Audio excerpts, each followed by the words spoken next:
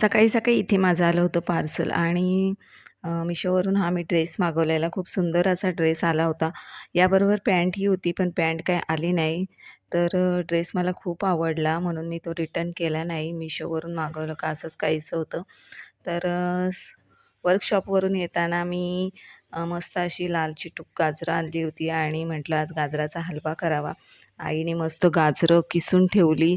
त्यानंतर मी त्या गाजरांचा हलवा करायला घेतला. तुपामध्ये मस्तपैकी असे ड्रायफ्रुट्स भाजून घेतले. त्यानंतर त्याच तुपामध्ये गाजराचा कीस ओतला आणि तो हलवून घेतला जरासा आणि त्यानंतर त्यामध्ये दूध ओतून घेतलं आणि मस्त असा तो रटरट शिजत होता आणि शिजून झाल्यानंतर हे जे माझ्याकडे माव्याचे 2-3 तुकडे होते.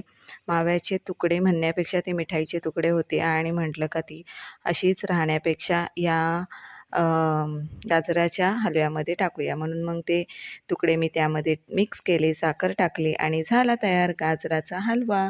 बघा किती सुंदर दिसत आहे आणि टेस्टीही झाला होता.